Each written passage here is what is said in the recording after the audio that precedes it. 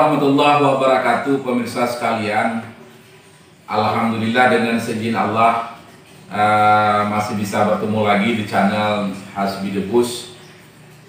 Season kali ini saya mencoba kembali membahas tentang perbedilan, karena ada beberapa netizen yang menginginkan saya menggarap tentang video tentang perbedilan. Memang video perbedilan dengan video debus sudah kurang saya upload, karena mengingat begitu berkembangnya pengetahuan orang Indonesia tentang senapan. Jadi saya rasa tidak perlu ilmu dari saya lagi, karena memang sekarang begitu luasnya pengetahuan orang tentang perbedilan, banyaknya para pengrajin lokal yang juga ilmunya luar biasa, seingat saya sekarang berkembangnya, dan mudahnya mendapat akses informasi tentang berbagai macam ilmu perbedilan. Itulah alasan saya kenapa saya sekarang jarang mengupload video tentang senapan ataupun dunia debus. Karena dunia debus saya upload, oriented saya adalah untuk melestarikan budaya. Tetapi ada sebagian orang mengatakan itu baik, ada yang mengatakan buruk, ada yang mengatakan wah, ada yang mengatakan real, whatever. Tapi ambil sisi positifnya saja, hiburan. Saudaraku sekalian, hari ini saya membahas tentang laras. Ini adalah laras boncel kaliber 22 sebenarnya, kaliber 5,5 yang saya potong, tidak rapi tapi sudah saya potong. Tapi intinya bukan membahas masalah laras yang dipotong.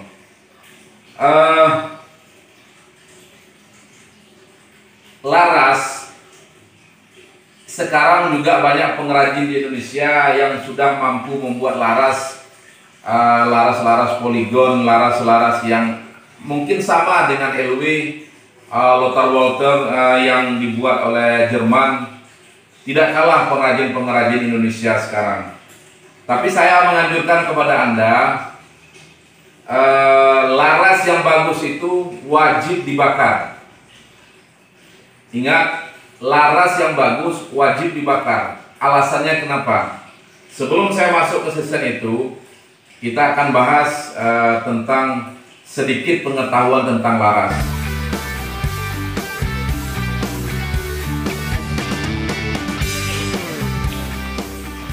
Ketika kita membeli sebuah senapan baru, menurut teori kami di Perbakin, laras tersebut harus kita cuci. Kita cuci artinya kita presisi dulu laras tersebut. Bagaimanakah cara kita mempresisi sebuah laras?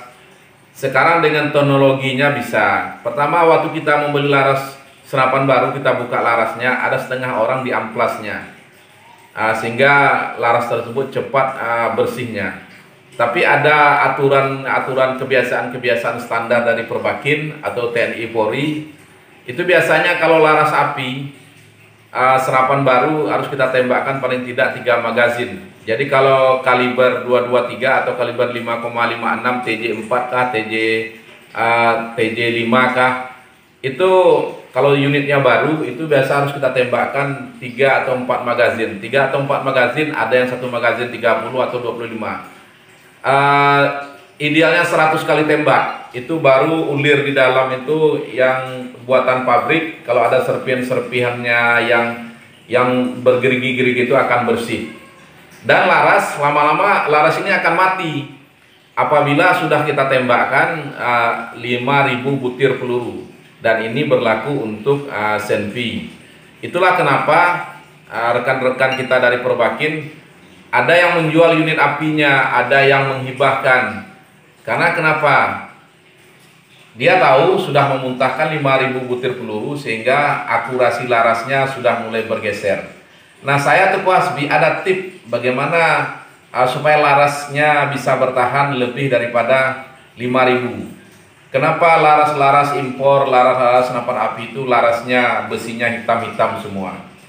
Dan begitu juga dengan senapan angin PCP, laras yang baru itu idealnya kita tembakkan satu kaleng mimis yang isi 500 butir, itu baru larasnya dapat presisi. Jadi selanjutnya apabila sudah lebih 100 kaleng yang isi 500 butir itu kita tembakkan, disarankan laras diganti. Tapi saya juga mempunyai trik supaya laras itu bertahan. Pemirsa sekalian, rata-rata pengrajin kita adalah larasnya besinya besi lembut itu, apakah poligon. Ini kita berbicara laras baja ya, bukan laras kuningan. Ketika pertama sekali kita beli laras, seperti saran saya tadi, kita letakkan di senapan, kita ikat senapannya dengan press atau apa, kita tembak pada saat kepada kertas. Kita ingat, kita membeli laras, pemirsa sekalian, kita membeli laras harus juga memiliki ilmu.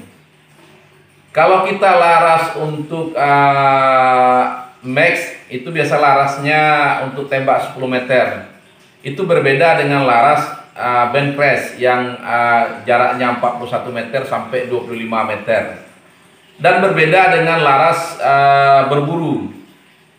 Kalau laras berburu itu harus ulirnya lebih serapat supaya menghasilkan impak yang lebih kuat. Jadi kalau untuk metsil sendiri tidak diperlukan impak yang kuat, tapi dia dibutuhkan grouping yang rapat. Ingat, istilah nitik sebenarnya tidak ada, yang ada grouping yang rapat.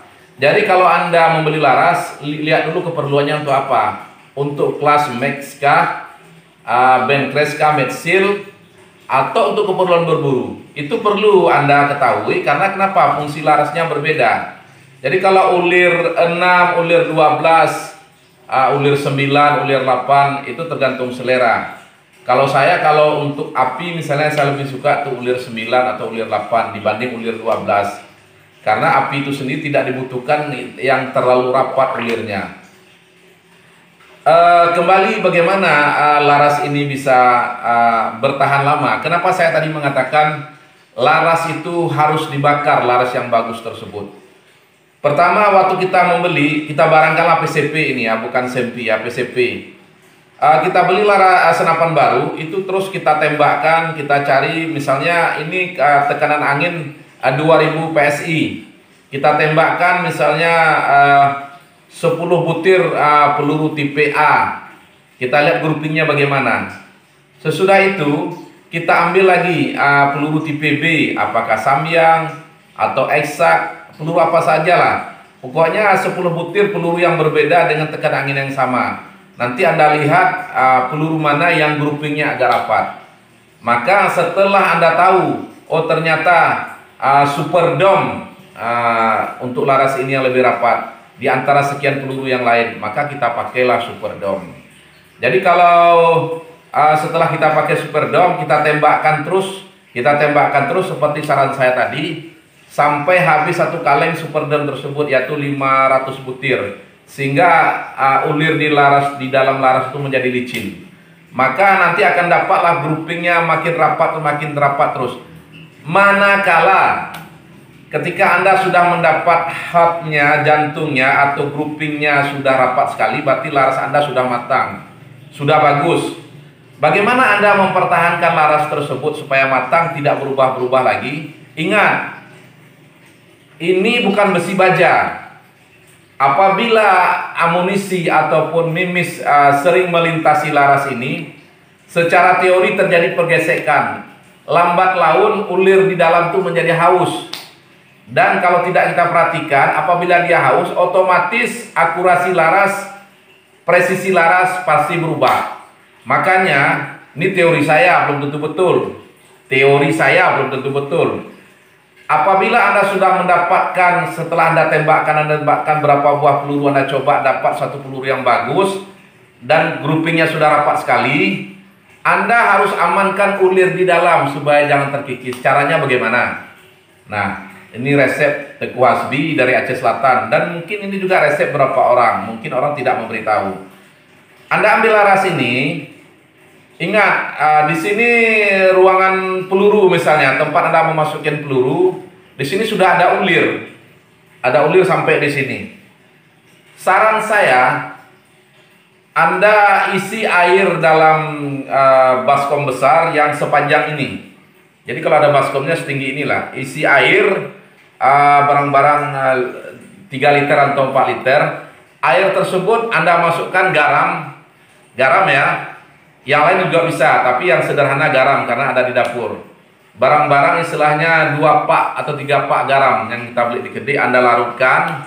Sesudah itu, karena ini adalah besi mentah bukan besi baja, artinya besinya lunak dan lembut, mudah terjadi gerusan ataupun erosi karena kikisan peluru sehingga ulirnya berubah. Kita rubah laras ini menjadi laras baja. Anda lihat senapan api, larasnya tipis tapi keras sekali. Itu kenapa? Sewaktu laras itu dari pindad, dia besi biasa saja. Tapi pindad nanti mengolah, mematangkan lagi besinya, ataunya istilahnya disepuh lagi. Ingat, Anda sepuh atau Anda matangkan laras ini setelah Anda tes di senapan, dapat grouping yang paling rapat. Anda cabut laras ini, Anda bakar paling tidak setengah ini, misalnya seperti ini. Anda bakar bisa melalui karbit atau kompor atau apa saja sehingga sampai merah menyala. Anda colokkan vertikal seperti ini, jangan horizontal ya. Vertikal seperti ini, celupkan, kejutkan terus ke dalam air garam yang kental tadi. Gitu. Kenapa harus vertikal? Apabila horizontal dikhawatirkan laras ini bengkok. Nah, sesudah itu Anda bakar pula sebelah ini. Sesudah Anda bakar sudah merah, Anda colok lagi ke dalam air garam, spontan.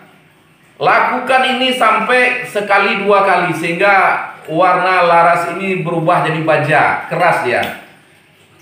Pengalaman kami, kalau sudah membuat seperti ini, kalau sudah kita bentuk dulu dia larasnya, baru kita sepuh. Tapi kalau kita sepuh dulu kita bentuk laras, tidak dapat karena begitu kerasnya. Jadi hasil daripada Anda bakar tersebut, laras ini sudah otomatis menjadi baja. Kalau seharusnya ini Anda tembakkan terus bisa, kalau laras biasa itu 1 tahun atau 2 tahun dengan jumlah peluru yang banyak ribuan, ulirnya akan hilang. Dengan teori yang Teku Hasbi sampaikan ini, insya Allah laras Anda akan bertahan lama. Karena kenapa? Laras Anda sudah menjadi baja. Ingat, laras PCP jarang, walaupun istilahnya laras baja, tapi itu besi biasa. Besi biasa. Jadi dibaja-bajakan dengan melalui proses kimia, yaitu pensepuhan. Jadi ingat, sepuhnya harus berdiri vertikal, jangan horizontal, untuk menghindari pada saat kita masukkan ke dalam air garam yang spontan, itu besi akan terkejut.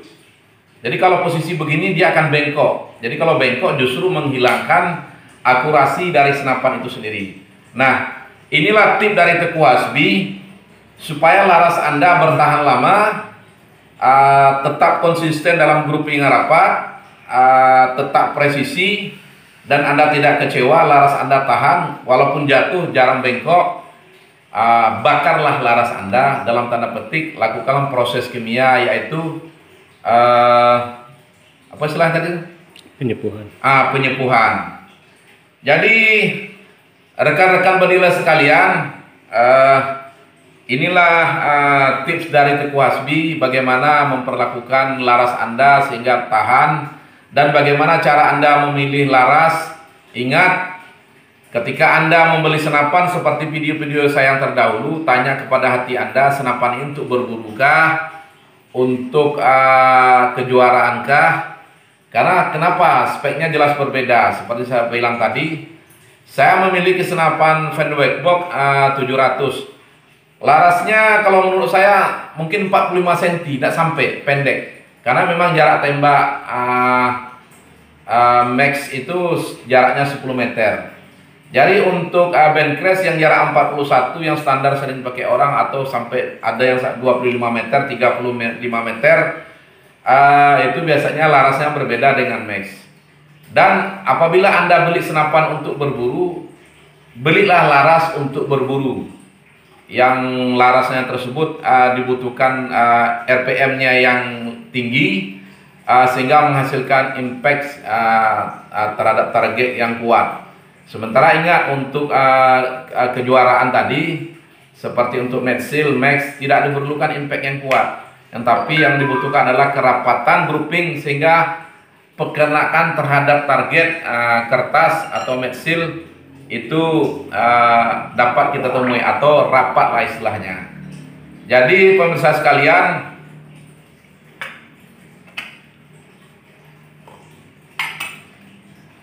itu saja tips dari kami Tekwasbi Perbakin Aceh Selatan. Mudah-mudahan video ini ada manfaatnya. Mohon maaf jika ada kekurangan kami, karena kami juga memang terbatas ilmu pengetahuan kami. Kami hanya memberi apa yang menurut kami baik dan telah kami riset sebelumnya, walaupun itu belum tentu benar. Assalamualaikum warahmatullahi wabarakatuh. Berapa ini ya? Ada 10.